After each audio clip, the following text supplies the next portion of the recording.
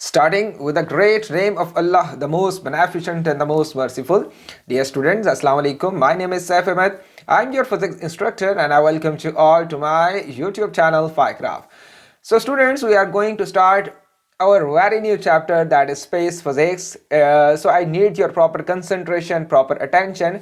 It's just because this chapter is recently added in the 2023 in the course of physics of 0625 and 5054. So basically you couldn't be able to find enough past paper question present in the topicals and present in the yearly past paper. So I need your proper concentration. Please look carefully, listen carefully and write it down all the relevant information shared in this particular lecture. Let's start from the first slide. Okay जी students, हम start करते हैं space physics को start करने से पहले types of forces को थोड़ा सा हम एक दफ़ा इंट्रो कर लेते हैं इसका। स्टूडेंट्स, मैंने आपको मोशन के चैप्टर में और फोर्सेस के चैप्टर में कुछ थोड़ा बहुत इन फोर्सेस का हिंट मैंने कहीं ना कहीं आपको दिया था। खासतौर पर जब Newton third law of motion में स्टार्ट कर रहा था तो वहां पे मैंने एक हल्का सा इंट्रो इन तीनों फोर्सेस का मैंने आपको दे दिया था। तो इन तीनों फोर्सेस जो कि आपके कोर्स में इंक्लूड हैं, आपको इनकी एक नो हाउ होनी चाहिए, एक रेलेवेंट इंफॉर्मेशन इसकी आपको ज़रूर होनी चाहिए। तो इसमें जो सबसे पहली फोर्स स्टूडेंट्स आपको गिवन है ये है ग्रेविटेशनल फोर्स। और याद रखिएगा स्टूडेंट्स, अगर आपसे कोई बड़ा प्रोफेसर या कोई भी इंटरव्यू में कहीं आपसे पूछ लिया जाए कि बताया जाए कि इस यूनिवर्स की सबसे वीक फोर्स कौन सी है, तो स्टूडेंट्स आपने याद रखना है कि ये जो ग्रेविटेशनल फोर्स है ये इस यूनिवर्स की सबसे वीक फोर्स है स्टूडेंट्स। ओके, सबसे स्ट्रॉन्ग कौन सी है इसके बारे में हम बात करेंगे इंशाल्लाह। अभी जो स्टूडेंट्स मैंने आपको बात बताया है कि सबसे वीक फोर्स कौन सी है, वो हमारे पास है ग्रेविटेशनल फोर्स है। ग्रेविटेशनल फोर्स है क्या? अगर हम इसको डेफिनेशन से हट के जरा समझने की कोशिश करें तो मैंने आपको पहले भी शायद बताया था कि इस टाइम इस पेन और मेरे इस हैंड के दरमियान फोर्स ऑफ अट्रैक्शन है, लेकिन ये फोर्स ऑफ अट्रैक्शन इतनी कम है कि मुझे कभी फील नहीं हो सकती। इसका मतलब है कि इस टाइम मेरे और ये लैपटॉप और डिफरेंट थिंग्स के दरमियान फोर्स ऑफ अट्रैक्शन कहीं ना कहीं मौजूद है, लेकिन वो इतनी कम है कि मुझे फील नहीं होती। लेकिन अगर इन दोनों मैसेस में से किसी एक का मैस हम इतना ज्यादा बड़ा कर दें कि वो मैस ऑफ अर्थ और मैस ऑफ मून के बराबर हो जाए, तो हम इन दोनों ऑब्जेक्ट्स में फोर्स ऑफ अट्रैक्शन को फील भी कर सकेंगे।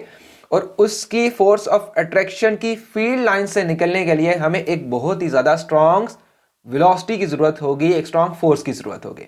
सेम यही केस मैं आपको समझाए देता हूं स्टूडेंट कि जिस तरह अर्थ और मून के दरमियान जो फोर्स है वो ग्रेविटेशनल फोर्स है। इसका मतलब है कि दो मैसेस के दरमियान इस टाइम जो फोर्स इन्वॉल्व हो रही है उस फोर्स का नाम क्या है स्टूडेंट्स? ग्रेविटेशनल फोर्स है। बहुत से बच्चे हमेशा थोड़ी सी मिस्टेक भी कर जाते हैं, वो ग्रेविटेशनल फोर्स को समझते हैं कि ग्रेविटी के रिस्पेक्ट में ले लेते हैं कि अर्थ सिर्फ जिन ऑब्जेक्ट्स के ऊपर फोर्स लगा रही है, ऑब्जेक्ट जो डाउनवर्ड पुल कर रही है, वही सिर्फ ग्रेविटेशनल फोर्स है। तो याद रखिएगा स्टूडेंट्स, इस तरह का केस नहीं है। ग्रेविटेशनल फोर्स हर दो मैसेस के दरमियान है। आप कोई से भी दो छोटे ऑब्जेक्ट ले सकते हो और कोई से भी दो बड़े ऑब्जेक्ट ले सकते हो, और इनके दरमियान जो फोर्स ऑफ अट्रैक्शन होगी हम उसको कहेंगे स्टूडेंट्स ग्रेविटेशनल फोर्स कहेंगे। बिल्कुल इसी तरह आपका वेट और अर्थ के दरमियान ये जो वेट डाउनवर्ड पुल है ये just because of the gravitational force from the earth है। इसी तरह आपका ऑब्जेक्ट भी अर्थ को क्या कर रहा है? अट्रैक्ट कर रहा है अपनी तरफ। Clear students? और ये एक्शन और रिएक्शन का पेयर है।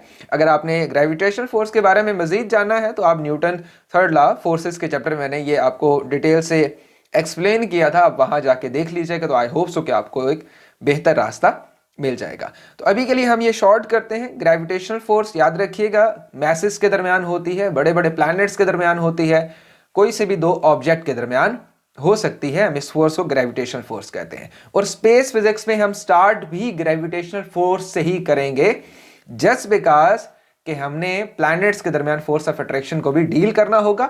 सो हम ग्रेविटेशनल फोर्स को आगे ही लेके चलेंगे। एक और प्रैक्टिकल एग्जांपल दे दूं। कभी आपने 9th-10th में पार्क स्टडी में टाइड्स के बारे में पढ़ा होगा कि वो जो समंदर में लहरें होती हैं वो उठती हैं, और अगर मून की 14 डेट हो, दैट्स मीन फुल मून हो, तो वो जो बीचेस वगैरह होते हैं, साहिल वगैरह होती है, वहां पे जाना अलाउ नहीं होता। इसका मतलब है कि जब मून अपनी फुल पीक पे होता है तो वहां उसकी फोर्स ऑफ अट्रैक्शन इतनी ज्यादा बढ़ जाती है अर्थ के ऊपर कि समंदर की लहरें उछल उछल के साहिल पे काफी ज्यादा वाइलेंटली जो है वो स्ट्राइक करते हैं। आई होप सो कि आपको इतनी इंफॉर्मेशन मिल गई होगी। Clear students? इसके बाद जो दूसरी फोर्स है स्टूडेंट्स वो है इलेक्ट्रोमैग्नेटिक फोर्स है। याद रखिएगा, मैं आपको हिंट दे देता हूं कि इलेक्ट्रोमैग्नेटिक फोर्स हमेशा कहां पे मौजूद होती है, जहां पे भी इलेक्ट्रॉन की रिपल्जन और इलेक्ट्रॉन और प्रोटॉन की अट्रैक्शन होगी, वहां पे हम हमेशा इलेक्ट्रोमैग्नेटिक फोर्स को देखते हैं। Clear students? इसका मतलब है अगर मैंने इस अपने हैंड से इस पेन को टच किया हुआ है तो जब मैं इलेक्ट्रॉन माइक्रोस्कोप से देखता हूं और काफी डीप जाके एनालिसिस करता हूं, फेम्टोमीटर में जाके, पिकोमीटर में जाके, तो मैं देखता हूं कि मैंने तो कभी इस ऑब्जेक्ट को टच किया ही नहीं। तो ये जो रबिंग से मुझे एक फील आ रही है कि मैंने किसी ऑब्जेक्ट को टच किया हुआ है, ये just because of electron repulsion है और प्रोटॉन रिपल्जन और अट्रैक्शन है प्रोटॉन और इलेक्ट्रॉन के दरमियान, जो कि मैं फील कर रहा हूं। Clear student? इस कॉन्सेप्ट को हम क्वांटम टच का नाम देते हैं। आप इस टॉपिक को जरूर गूगल पे और यूट्यूब पे सर्च कीजिएगा तो अपनी इंफॉर्मेशन आपने इसमें बढ़ा लेनी है। Clear students? तो इलेक्ट्रोमैग्नेटिक फोर्स और कहां पे होती है, आसान करता हूं मैं, कि जैसे जो बेसिकली लाइट है वो सन से ट्रैवल कर रही है और हम तक आ रही है। आपने इलेक्ट्रोमैग्नेटिक वेव्स का भी कॉन्सेप्ट पढ़ा होगा, ऐसी वेव जिनको मीडियम रिक्वायर नहीं होता प्रोपगेट करने के लिए। तो इस तरह की जो लाइट है जिसमें इलेक्ट्रिक फील्ड और मैग्नेटिक फील्ड इन्वॉल्व है, तो इन सारे कॉन्सेप्ट के अंदर आपको इलेक्ट्रोमैग्नेटिक फोर्स का एक कॉन्सेप्ट देखने को मिलता है। तो अब ये जो आपके सामने, हालांकि ये फोर्सेस के चैप्टर में कहीं ना कहीं आपको कुछ ना कुछ चीजें, ये जो कॉन्सेप्ट्स हैं कहीं ना कहीं डिलीवर किए हैं। एक दफा दोबारा देख लें। पुश ऑफ अर्थ है, इसका मतलब है ये टेबल है और टेबल के ऊपर लैपटॉप है। तो ये जो टेबल इसके ऊपर फोर्स लगा रहा है, जो नॉर्मल रिएक्शन फोर्स है, या जो पुश लगा रहा है ये लैपटॉप इस टेबल के ऊपर और टेबल इस लैपटॉप के ऊपर, बेसिकली ये भी इलेक्ट्रोमैग्नेटिक फोर्स है। Clear students? अगर आपको इसमें थोड़ा सा डाउट हो तो अगेन वही बात कि न्यूटन थर्ड लॉ का जो रियल कॉन्सेप्ट से वीडियो मैंने अपलोड की है उसको जरा एक दफा देख लीजिएगा। आई होप सो कि आपके लाइफ टाइम के लिए जो कॉन्सेप्ट है ये क्लियर हो जाएगा। Forces between the charges and the magnets, positive charge repel कर रहे हैं, पॉजिटिव नेगेटिव चार्ज अट्रैक्ट कर रहे हैं। स्टैटिक चार्जेस क्या हैं, मूव करते हुए चार्जेस किस तरह से एक दूसरे के ऊपर फोर्स लगा रहे हैं। इन सारी फोर्सेस के दरमियान जो कॉन्सेप्ट या जो फोर्स इन्वॉल्व होती है वो इलेक्ट्रोमैग्नेटिक फोर्स होती है। इसी तरह स्टूडेंट्स, नॉर्मल रिएक्शन फोर्स हो गई, टेंशन हो गई, फ्रिक्शन हो गई, इन सारी फोर्सेस का जो डोमेन है बेसिकली वो जाके मिलता है इलेक्ट्रोमैग्नेटिक फोर्स के साथ। Clear students? I hope so ये इंफॉर्मेशन के लिए आपके लिए इतना काफी होगा। इसके साथ ही स्टूडेंट्स एक और फोर्स है जिसको हम कहते हैं न्यूक्लियर फोर्स है। याद रखिएगा स्टूडेंट्स के बड़ी क्लासेस में जाके, ए लेवल में जाके, या आप प्रॉपर अगर फिजिक्स की फील्ड में आगे गए तो आपको ये न्यूक्लियर फोर्स कहीं नहीं मिलेगी। इसकी जगह आपको दो फोर्स मिलेंगी। एक फोर्स को हम कहते हैं वीक फोर्स और एक फोर्स को हम कहते हैं स्ट्रॉन्ग फोर्स कहते हैं। क्लियर? अब जो वीक फोर्स होती है ये बेसिकली क्या करती है, एक एटम को अनस्टेबल बनाती है। ऐसे ही समझ लें जैसे आप दिन भर काम करके आपकी बॉडी अनस्टेबल हो जाती है तो आपको रेस्ट चाहिए, तो एक ऐसी फोर्स है जो कि एटम को अनस्टेबल बनाती है, इसको हम वीक फोर्स कहते हैं। Clear students? और याद रखिएगा कि प्रोटॉन किन से मिलके बना है, क्वार्क्स से मिलके बना है। हम इसके बारे में इंशाल्लाह कभी बात करेंगे। तो जो दो क्वार्क्स के दरमियान जो फोर्स है वो स्ट्रॉन्ग फोर्स है। इजी? अब सवाल ये पैदा होता है तो न्यूक्लियर फोर्स कहां से आई है? तो न्यूक्लियर फोर्स बेसिकली आपको आसान करके समझाने के लिए आईजीसी के सिलेबस में ये ऐड कर दी गई है। तो न्यूक्लियर फोर्स है क्या? बस आप इसको इस टाइम इतना समझ लो कि जो बेसिकली प्रोटॉन और प्रोटॉन के दरमियान फोर्स होगी और न्यूक्लियस के दरमियान, न्यूक्लियस के अंदर जो बेसिकली फोर्स होगी उसको हम न्यूक्लियर फोर्स कहेंगे। लेकिन मैंने आपको वीक फोर्स और स्ट्रॉन्ग फोर्स का जानबूझ के समझा दिया क्योंकि करेक्ट नॉलेज आपके लिए ज़रूरी है। और अगर आपको मजीद इसके बारे में डिटेल जानना है बेटा तो खुद से एफर्ट कीजिएगा, यूट्यूब पे, गूगल पे सर्च आउट कीजिएगा कि वीक फोर्स क्या होती है, स्ट्रॉन्ग फोर्स कौन सी होती है, और बेसिकली फिर न्यूक्लियर फोर्स को हम यहाँ पे क्यों पढ़ रहे हैं। तो ये चीज़ आप खुद से भी डील कर सकते हो, पढ़ सकते हो अपनी इंफॉर्मेशन के लिए। तो यहाँ तक के लिए ग्रेविटेशनल फोर्स को मेन समझना ज़रूरी था। और ग्रेविटेशनल फोर्स सबसे वीक फोर्स है और स्ट्रॉन्ग फोर्स हमेशा सबसे स्ट्रॉन्ग फोर्स होती है। ठीक है, ले जी आगे चलते हैं। फोर्स ऑफ ग्रेविटी का टॉपिक है जी हमारे पास स्टूडेंट्स, और इसमें हम क्या पढ़ेंगे, इसमें पहली लाइन यही लिखी है जो कि बात मैंने आपको पिछले स्लाइड में काफ़ी डिटेल से समझा दी है कि every mass attracts the other mass known as the force of gravity. Alright, इसका मतलब है कि मेरा जो मास है, जो मेरा वेट है, वो अर्थ को अपनी तरफ खींचने की कोशिश करता है। फॉर एग्जाम्पल स्टूडेंट्स, मेरा वेट जो है 60 से 65 के दरमियान है। तो 65 न्यूटन का मतलब क्या है? अब जरा ध्यान से देखिएगा, 65 न्यूटन मेरा वेट है, ठीक है। ये 65 केजी, चलो मल्टीप्लाई 10 करके 650 न्यूटन कर लो। इमेजिन कर लो मेरा वेट इस टाइम कितना है, 650 न्यूटन है। सो 650 न्यूटन से मेरा जो मास है, जो मेरी जो बॉडी है, ये चाहती है कि अर्थ ऊपर आए, अर्थ को ऊपर खींचना चाहती है। और 650 न्यूटन से ही, जो कि मेरी बॉडी का वेट है, अर्थ मेरी बॉडी को नीचे की तरफ पुल करता है। तो जीतेगा कौन? ऑब्वियसली जिसका मास ज्यादा है। अब मैं तो अर्थ को ऊपर खींचने से रहा, अर्थ ही मेरे मास को, मेरे वेट को डाउनवर्ड क्या करके रखती है, पकड़ के रखती है। कितनी वेट से, कितनी फोर्स है? जितना मेरा वेट है 650। अगर आपका वेट 500 न्यूटन है तो आपका अपनी बॉडी के लिहाज से अर्थ आपके ऑब्जेक्ट, आपके बॉडी के ऊपर क्या लगा रही है? फोर्स लगा रही है। क्लियर? इस लाइन को दोबारा पढ़िए। Every mass attracts the other mass known as the force of gravity. For example, weight of the object, weight of the body, forces between the planets and the sun, etc. Clear, students? Planets revolve around the sun and the moon revolves around the earth due to the gravitational force. Clear, students? अब ये सवाल आपके जहन में बनेगा कि कैसे एक सन के इर्द गिर्द अर्थ रोटेट कर रही है, कैसे एक अर्थ के इर्द गिर्द एक मून रोटेट कर रहा है।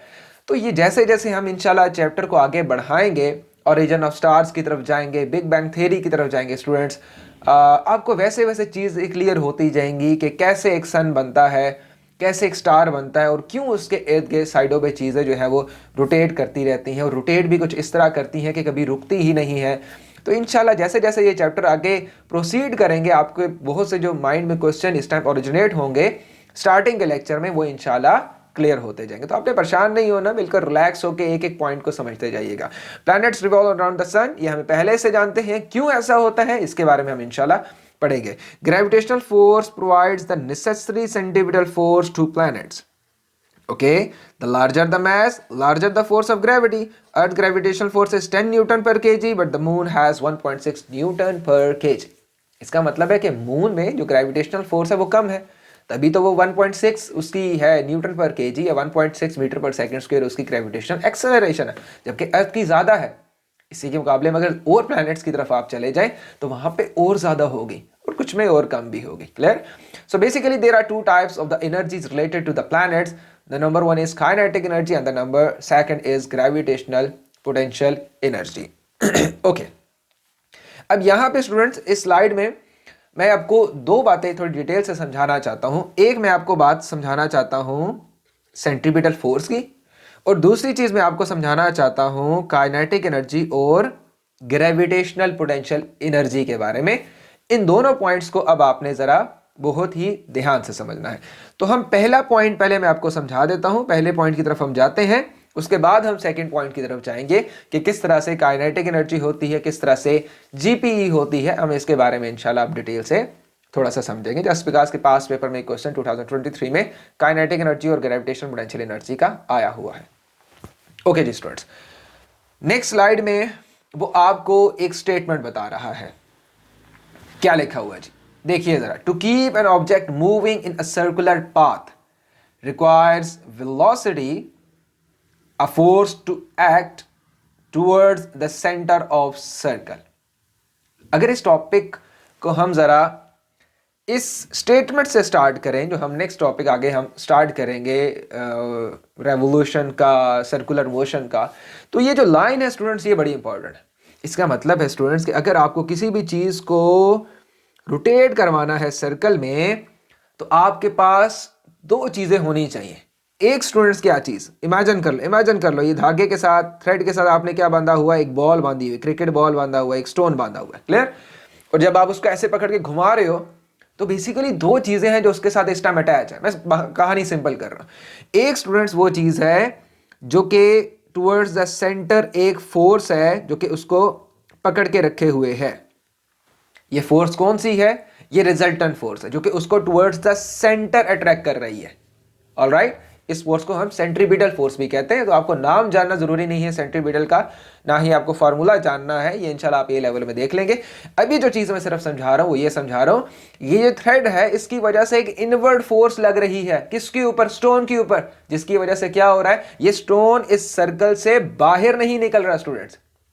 ऐसा है कि नहीं है? तो अगर स्टोन यहां चला जाए तब भी इनवर्ड फोर्स है, स्टोन यहां चला जाए तब भी क्या है स्टूडेंट? इनवर्ड फोर्स है। तो ये जो थ्रेड है ये इस स्टोन को बाहर नहीं निकलने दे रहा। एग्री? सेकंड चीज क्या चाहिए इसको? स्टोन को एक वेलोसिटी चाहिए। क्या चाहिए स्टूडेंट? वेलोसिटी चाहिए। अगर इस ऑब्जेक्ट के अंदर वेलोसिटी है तो ये वेलोसिटी क्या करेगी? इस ऑब्जेक्ट को हमेशा टुवर्ड्स द टेंजेंट डायरेक्शन लेके जाने की ट्राई करेगी। अगर ऑब्जेक्ट यहां है तो यहां लेके जाना चाहिए, अगर ऑब्जेक्ट यहां है तो यहां लेके जाना चाहिए, और इस टेंजेंट डायरेक्शन को कर्व पाथ में कन्वर्ट कर देती है कौन सी फोर्स स्टूडेंट? जो कि टुवर्ड्स द सेंटर है।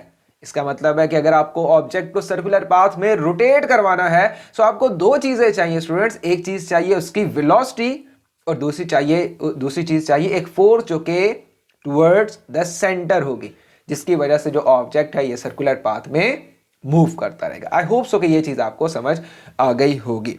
ओके जी स्टूडेंट्स, अब हम दूसरी चीज समझते हैं कि अगर आपके पास, मैं white screen I hope so कि आपको शेयर हो जाएगी आपके साथ। ओके जी, अब ये जो फोर्सेस हैं, ये जो प्लैनेट्स हैं, इनके दरमियान दो ही तरह की हम कह सकते हैं फिलहाल एनर्जी अवेलेबल है। आपके कोर्स की बात कर रहे हैं हम, आसान करते हैं चीज़ों को। जिसमें कौन कौन सी है स्टूडेंट्स? एक को हम कहते हैं काइनेटिक एनर्जी और दूसरे को हम कहते हैं GPE, gravitational potential energy. Kinetic energy due to motion होती है, ड्यू टू स्पीड होती है। Okay, energy associated by the body ability to of a body to do work with respect to its motion. Okay, आप कोई भी definition बना सकते हो। जीपीई जो है ये स्टूडेंट्स क्या है? ये भी है ability of a body to do work, okay, due to its position in a force field. ये लाइन बड़ी important, due to a position. ठीक है, समझ आ जाती है किसी पोजीशन पे ऑब्जेक्ट है, लेकिन कहां है? इन अ फोर्स फील्ड या अगेंस्ट अ फोर्स फील्ड। ये चीज समझना जरूरी है। इजी? तो basically potential energy students, electric potential energy भी होती है, जीपी पोटेंशियल एनर्जी होती है, इलास्टिक पोटेंशियल एनर्जी होती है। तो इन सारी फोर्सेस को अगर आप वर्क एनर्जी का चैप्टर अगर आप देख लें तो वहां पे मैंने जीपी को काफी डिटेल से समझाया हुआ। ठीक है, अभी हम फिलहाल इसको शॉर्ट करके आगे चलते हैं। बस आपने ये याद रखना है, अगेंस्ट द फोर्स फील्ड।